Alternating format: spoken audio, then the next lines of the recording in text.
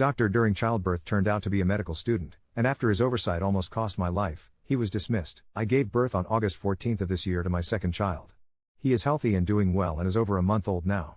I'm doing better physically, but it's all be replaying over and over in my mind and I can't stop it. Parts of it I don't even remember at all, but it comes back to me in bits and pieces. But I want to tell someone about the parts I do remember. It all bothers me so much and I don't think many people would understand. Especially not my family.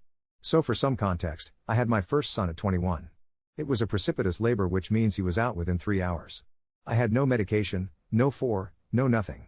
It was just me, boyfriend, and a bunch of nurses, no doctor. I was in a hospital, but what happened was I kept telling everyone the baby was coming now and no one believed me because it was my first labor and I was only 2 hours in. I had a second-degree tear but a healthy baby boy and was home in a couple days. Despite how scary it was, I felt great about it. Now this year, this is my second son. My plan was to go all natural again. I know it sounds crazy to some women, but it's what I wanted to do. Not because I thought I was Superwoman or something like that. My sister thinks I did it to brag, but I wanted to do it because that's what I did the first time and I liked it. I mean, I didn't like the pain, but I liked being able to feel the contractions and know what my body is doing. Being in tune with my body. Now this time was different. On the 13th I had my weekly appointment with my OB. There was some fluid that could be discharged. OB did an amnesia test which checks for amniotic fluid. I got the results when I was at home already. She called to tell me it was positive and I needed to come to the hospital. She already told them I was coming. No contractions. I get to the hospital and I learned my water was ruptured near the top, which means only some of the water has trickled out, but they need all of it. So after being fully admitted, they came to break my water. Now that was taken care of, I was informed that my contractions needed to start within the next 3 hours or they would need to induce me themselves. This is because we don't know how long the amniotic sac has been ruptured and don't want to risk infections. I'm doing great. I'm excited and nervous and I can't wait to meet my son. My boyfriend is beside me and I also had my sister too. We laughed about ridiculous stuff. 3 hours in and no contractions. So we agreed to Pitocin. 4 and Pitocin at a 6. I could read it on the monitor next to me. Contractions start shortly after. Nothing I couldn't handle yet. It felt like it did when I had my first son. I was ready. I was mentally ready and prepared and I was motivated. 30 minutes later this male doctor, I'll call him Ted, walks in and says that my contractions were not where they needed to be and upped my Pitocin to an 8. They became more intense and it felt worse than the first time I had a baby. But I was pushing through. I was determined. 3 hours later I've been having intense contractions and laying in the way they wanted me to because of the external baby monitors. I had zero rest. I was getting mentally exhausted since I couldn't keep a conversation and it was hard to talk at all, so I was in my head way too much, thinking too much. I felt like I needed to pee. So I went to the bathroom and before I sat down, it felt like I peed myself. I looked down and no. It was blood, lots of blood. I was ushered back to the bed and told everything was fine and that it was normal, but my sister said it never happened to her and she had 2 kids and it didn't happen to me with my first either. I never heard of it happening before and I did lots of research on the subject because I was nervous. Now it's 9 p.m. and the male doctor comes back and my dilation is still at 2 centimeters. Then I saw him in the nude staring at the monitor as it printed out my contractions and my baby's heartbeat. It was 7 minutes of me wondering what the hell was wrong with my baby. I became stressed and even asked but was met with no answer. Then I was told everything was fine and my Pitocin was up to 12. After this happened I couldn't take it anymore. I was exhausted already and I couldn't rest even for a second because the contractions lasted over a minute and hardly any time between them. At this point I was already just basically laying there with my eyes closed, groaning at each contraction. Once that up dose hit me it was basically war. The pain was so bad I couldn't handle it anymore. I told them I wanted an epidural. I was still a 2 after all this time and I was literally suffering and I was at the point where I felt that if I didn't have a form of relief then I was going to pass out and not be able to have my baby. My boyfriend and sister asked me if I was sure because I've been super instant on not having one. I was asked 3 times and all 3 times I said I wanted it. Then I was asked a 4th time and that's when I just begged for it and for them to stop asking me. I was starting to lose my emotional grip on myself. Having the epidural in was difficult because the contractions were moving my weak body. This is when Ted comes back, but he comes back with a woman doctor. I'll call her Mary. Mary checked my dilation and then she says my water wasn't broken. So she herself breaks it right then and there. A huge pressure off me, it felt great. They also stopped the Pitocin at this time. My brain wasn't working at this time, but think about that. My water was supposedly broken. They had me on Pitocin June 8, 2012 for hours with no progress because I wasn't starting labor on my own. Probably because my water wasn't broken. But once it was in began my long journey of pain. Most of this blends together in my memory because for hours what was happening was this: the epidural would work for 2 minutes, then I'd be in pain. So I was turned onto my right side and it'd be fine for 10 minutes before I could feel it again, and then it'd be flipped to the other side. I was being flipped side to side all night long. I was in and out of consciousness this whole time. Then finally at 5 a.m. I woke up again, exhausted, but I didn't feel the same. I could see my sister and boyfriend were asleep. I don't know, it was 5 a.m. at the time but was told later. The nurse walked in as I was waking up and she checked my dilation. It was a 10, so she gently woke up my sister and boyfriend and flipped the lights on. Some other nurses enter and so does Ted. That's when they turned on the sun. It was just lights but it was extremely bright and aimed right at me. I understand why, but I literally couldn't open my eyes or they would hurt. The rest was just me pushing, 8 pushes, and I couldn't do it anymore. They kept telling me to push and I literally just couldn't. I tried but I couldn't, so they waited 3 contractions and then told me to try as hard as I could and they would help me. So I did. I almost passed out from it and they pulled the baby out for me during it. Then my baby was on my chest and I was crying and hugging him and comforting him as he cried. I never felt such overwhelming emotions before. Happy to see my child and relieved that all that pain was over. I ended up passing out right there. Nothing but black. I later woke up in a different room. What happened was, all the pressure from the contractions pushing the baby and amniotic sac against my cervix caused my cervix and parts of my uterus to become inflamed. That blood that poured out when I thought I had to pee was my cervix tearing a little.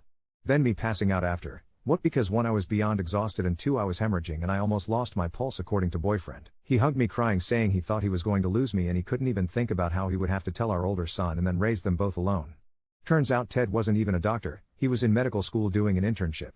Mary told him what to do based off of what he told her. Mary thought the water was broken because Ted said it was. Ted never made sure of that, only a nurse did. Ted ended up being permanently dismissed and my insurance didn't have to pay a dime for my stay. I guess that was just juice, but I'm still left with my horrible experience and my boyfriend is terrified. We both wanted more than 2 kids, but since this experience he said he doesn't want any more because he doesn't want to lose me. I still want more one day but I can't because I don't want to terrify my boyfriend into thinking he might lose me again. Anyway, I'm better now and my baby is thriving. My boyfriend is still insistent to not having any more kids. If we did, he said we can adopt or something like that. Thank you for letting me get this off my chest. Edit to add, to clear up some confusion, so Ted was a medical student. I said intern because that's what I thought medical students did in hospitals. In my field of study, forensic science, you can be an intern while being a student, so I assumed it was the same and didn't know it was actually different from medical practice. That was my bad, guys. I'm sorry for the confusion. Also, I didn't ask them to dismiss him. My boyfriend was really mad about what happened and complained a bit while we were there, and the word got to some people in the hospital that came in asking us what happened. They then came back later telling us that he was permanently dismissed and that we wouldn't have to pay for anything, which was more on my insurance than me. I wasn't aware until some people in the comments pointed it out, but Ted got thrown under the bus probably to make me think they did something about it so I won't sue. But everyone is right, he is a student and shouldn't have been left alone at all. I don't have anger with Ted, and I kinda feel bad he got dismissed. It's not his fault that he was still learning. But I discussed it with my boyfriend last night while reading comments together. We are going to talk to a malpractice lawyer and contact Ted somehow to let him know it wasn't his fault and he should probably find a way to fight it. Update 1. I didn't think I was going to write anything else, but more stuff happened and it's like everything that felt foggy got dragged into the fluorescent lights again. It started with a phone call from the hospital that made my stomach drop even before the woman introduced herself. She said she was patient safety and risk management and wanted to debrief the event. I got quiet. My boyfriend mouthed, "Who is it?" and I put it on speaker because I didn't want to be the only one hearing whatever they were going to say. She asked if we could come in for a meeting, not in the L&D unit, in some conference room upstairs. The way she said "not the unit" made me feel like they already knew the walls there would make my chest cave in. We went 2 days later and I felt sick the whole elevator ride up. It was weird because the room was just a bland office with a too-cold vent and a long table and a pitcher of water, and it still felt like a crime scene.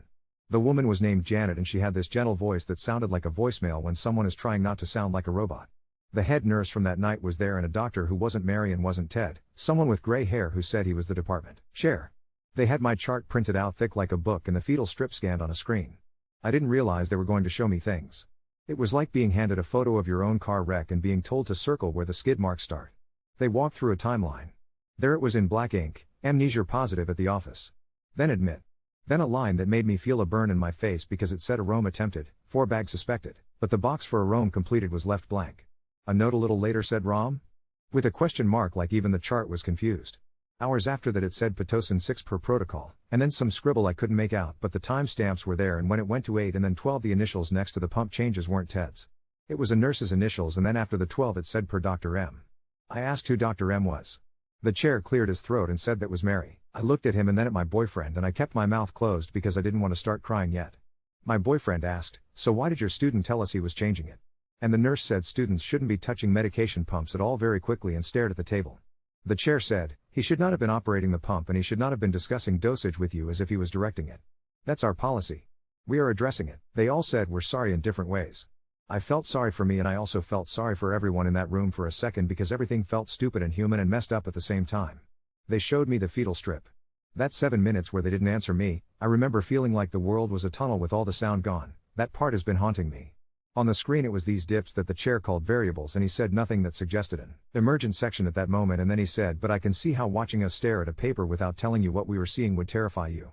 I wanted to tell him that 7 minutes is longer than a sitcom scene, it's longer than a song chorus, it was long enough for me to imagine my baby gone, and I did say that actually, but it came out like it felt like 7 hours. Janet nodded and wrote down communication failure like she was taking my words and turning them into a bullet point for a meeting that I will never be in. They admitted there was confusion over whether my water was actually broken. The phrase they used was documentation inconsistency. I asked if that means someone said it was broken just because someone else said it was broken and then everyone acted like it was broken when it wasn't, and he said essentially, yes. The initial note suggested a rupture higher up, but there was still a forebag, and then there was a handoff, and that information wasn't reconciled. Handoff is a nice word for one person walking away and another person guessing. I asked them why the bleeding in the bathroom was called normal, and no one met my eyes at first. The head nurse finally said that sometimes bloody showders happen and that's what they thought it was, but my bleeding was more than that and it should have triggered a recheck and it didn't. She said we missed the significance. That sentence sat in my gut like a brick. They told me they were doing a root cause analysis on all of this, which sounds like gardening, but it means they will call a bunch of meetings and make a chart and decide where the holes were. They told me they were changing a couple things immediately, like not allowing a student to be listed as primary on the whiteboard in a labor room, and a double verification when Pitocin is increased past 10, and making sure membrane status gets confirmed at every handoff with the oncoming provider, rechecking if there's any doubt. I listened and I heard my own blood in my ears anyway. They asked if I had questions and all I could think to ask was, is he actually fired, and it was quiet. Janet said, he has been removed from our labor and delivery service. He is not dismissed from medical school. That is not our purview. There was relief and also anger, and I can't explain why both at once, but both were there. We left with my records, like a souvenir nobody wants. When we got home, my older son spilled apple juice all over the folder, and I just let it happen because it felt right, sticky and sweet and real instead of this sterile font that was carving me up.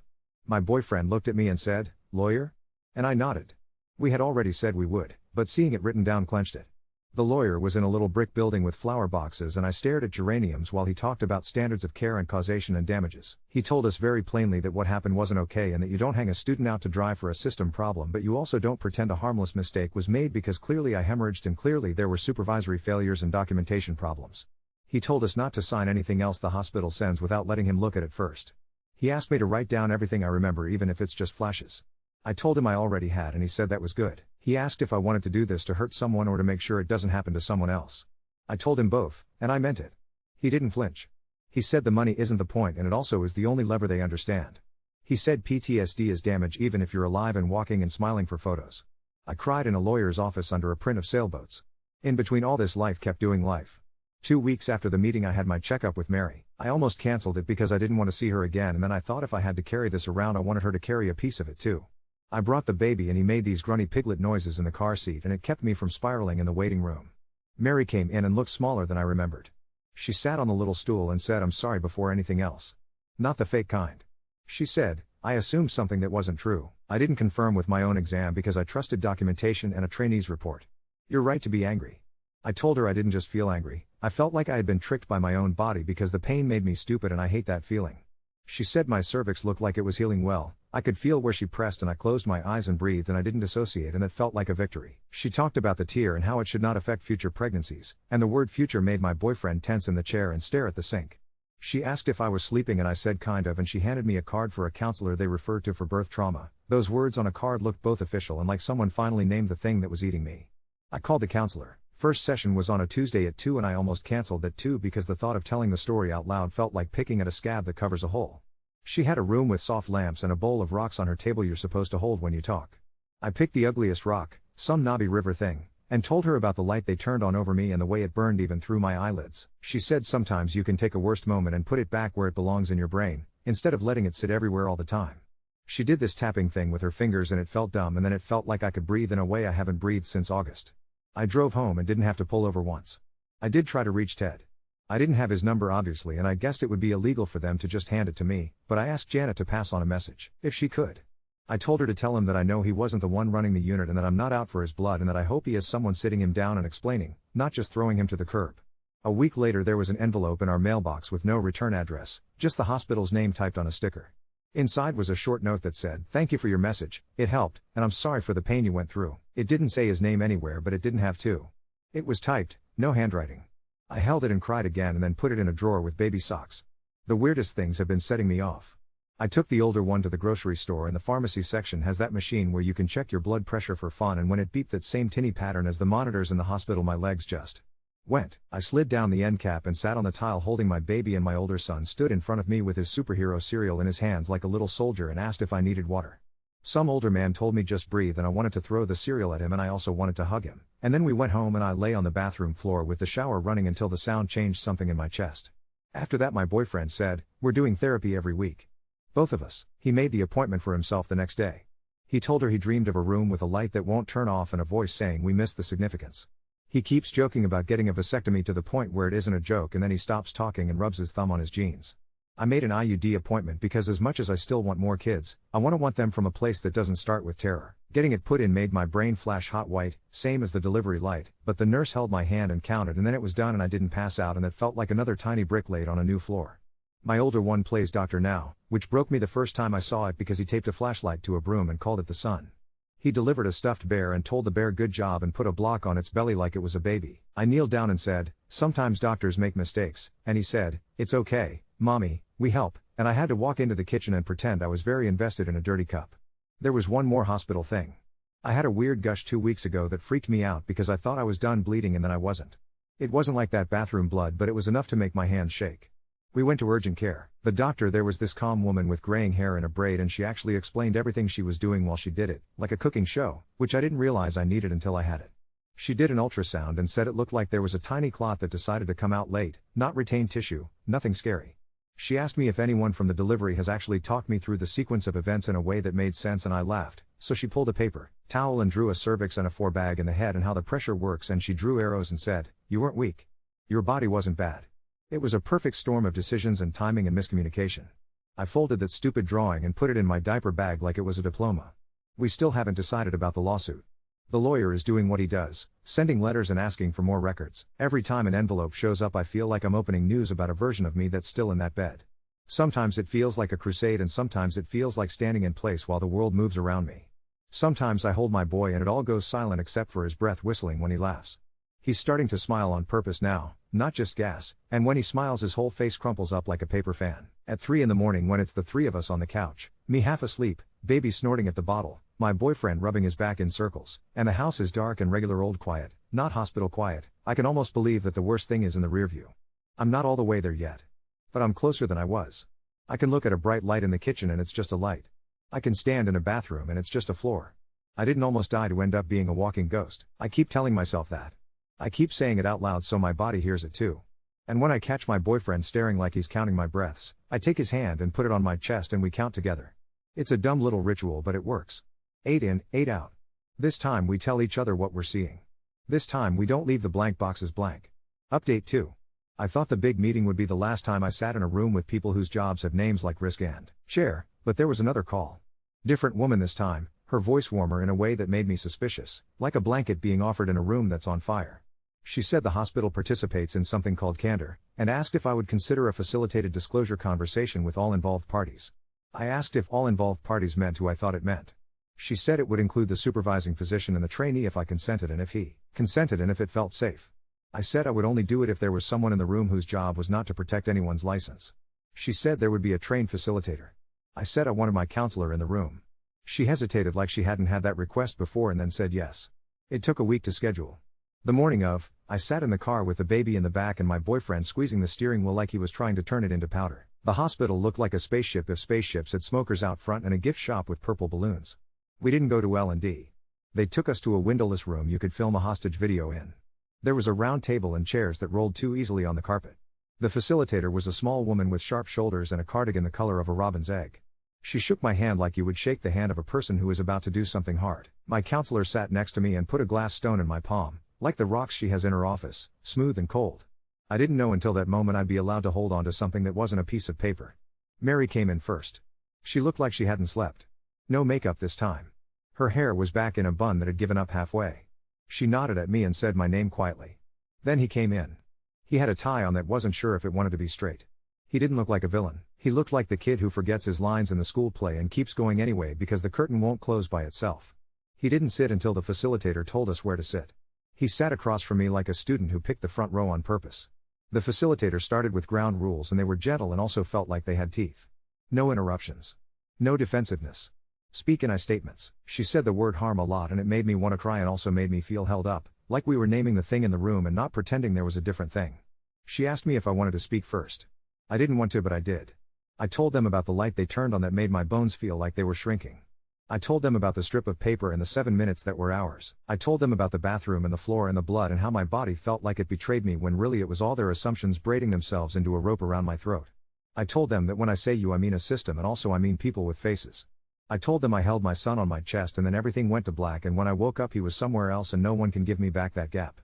Mary cried without making any noise. She said she had already told me sorry in her office but she was saying it again and that she was the one who signed off on the Pitocin increases and that she read a note instead of putting a hand where it needed to go and that it lives with her and will live with her and that she is changing how she practices. She looked at the facilitator and said I don't want to use the word but and then didn't. She stayed with the apology instead of moving away from it. It mattered. He finally talked. He said I was the first birth he had ever been in where he saw the before and the after and he thought that telling me things would make me feel like he knew things.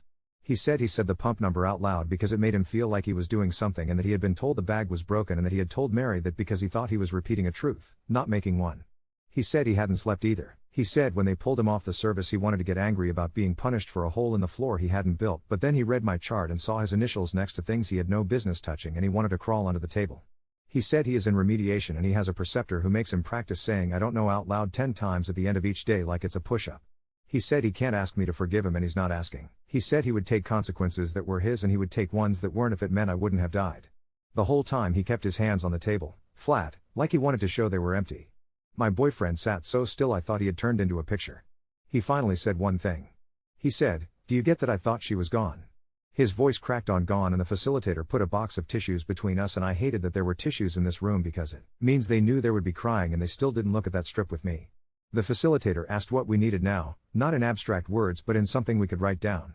I surprised myself. I said I want the thing the urgent care doctor drew for me, the cervix and the forebag and the arrows. I want that put in a packet that every person who comes in gets, not just the ones who look like obvious readers. I want someone to say this is what we will check for and this is when we will double check and this is what the word normal does not mean in your case. I said I want the whiteboard in the room to have boxes that require a name to be written for who is supervising a student and I want that name to be a person who walks into the room, not just a signature floating in the computer.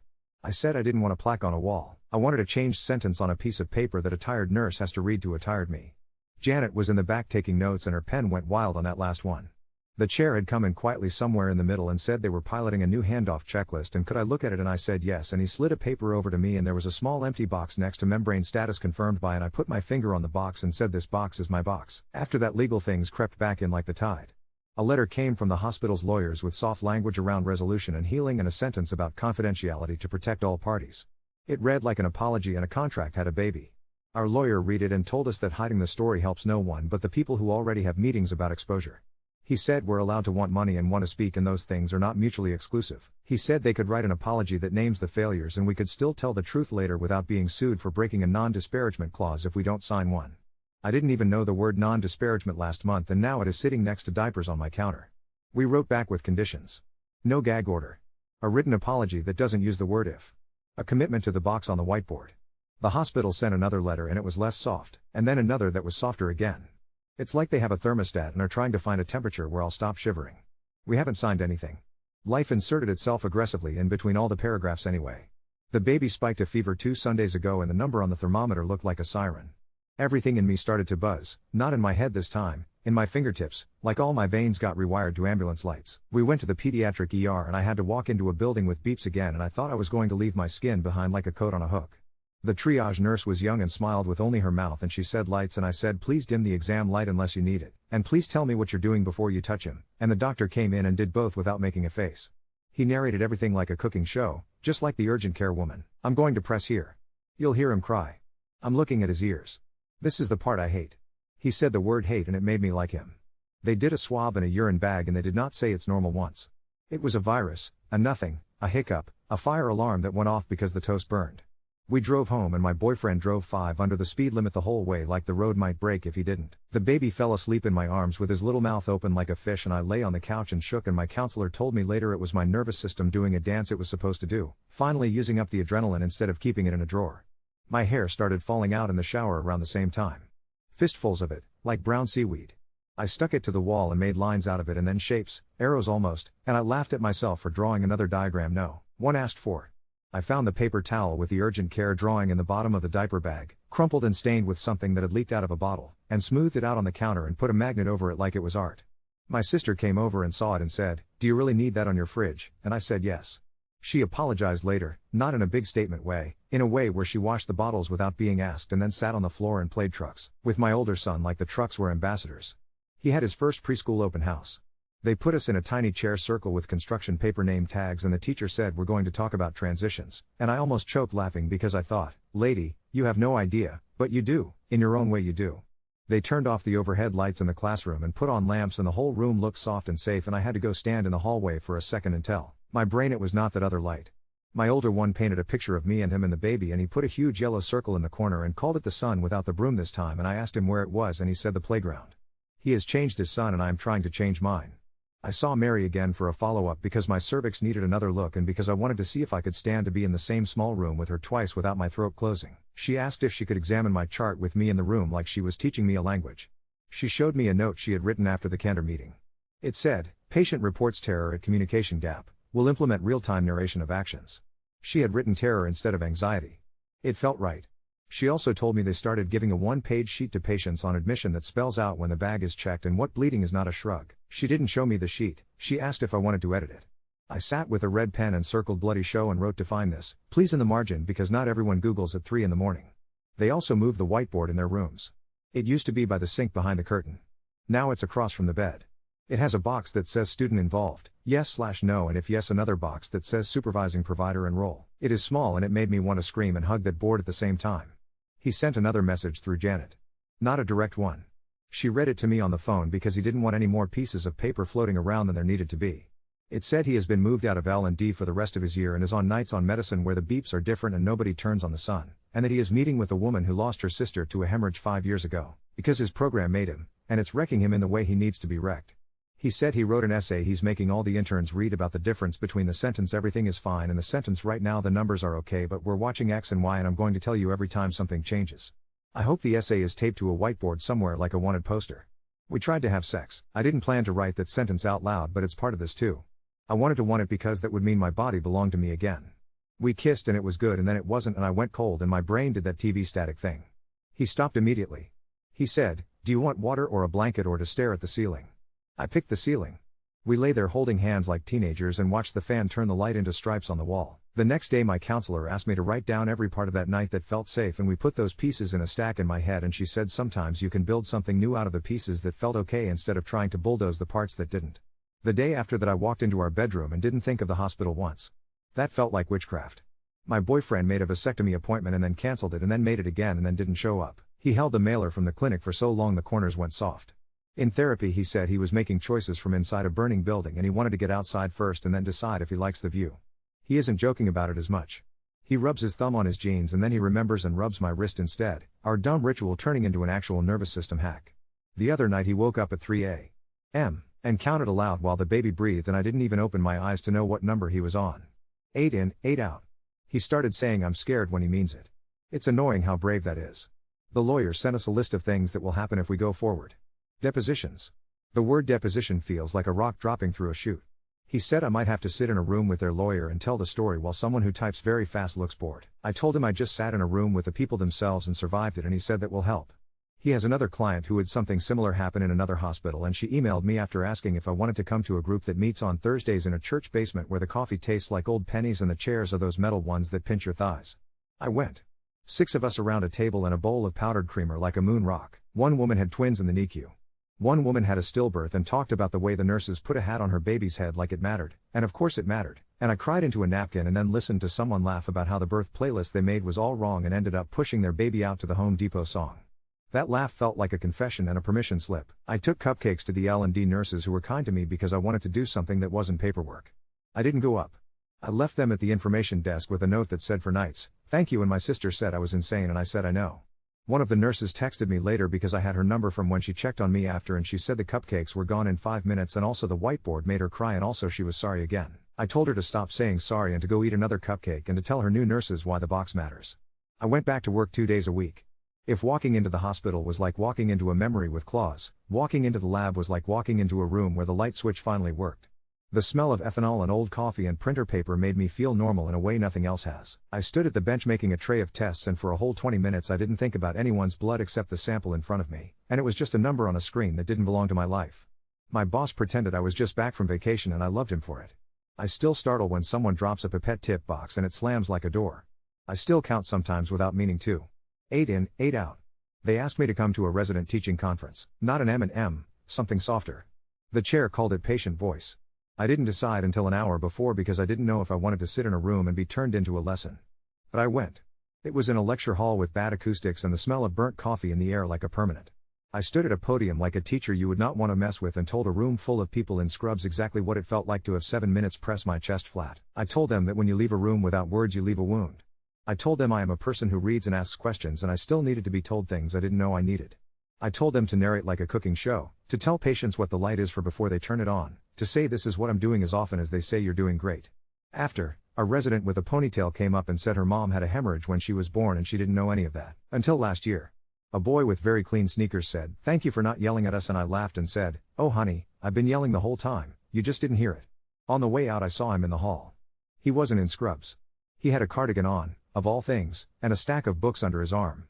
He looked at me and we did this small nod that wasn't forgiveness and wasn't nothing. It was a nod like people on a hiking trail who passed each other where the drop is. I didn't stop, neither did he. It was enough. We got home and the baby learned to laugh that same day. A real laugh, not a grunt masquerading as one. It was so ridiculous it made me snort, and my older son clapped for him with both hands like we were watching fireworks. I had a thought that was so clean it stunned me. I wasn't supposed to miss this. It didn't feel like a survivor boast, it felt like a simple truth laid on the table with the pacifiers. I sat on the floor with both of them and the dog kept trying to lick the baby's foot and everyone was chaos, and my boyfriend leaned in the doorway and watched like he was trying to memorize a movie, and it was mundane and holy at the same time.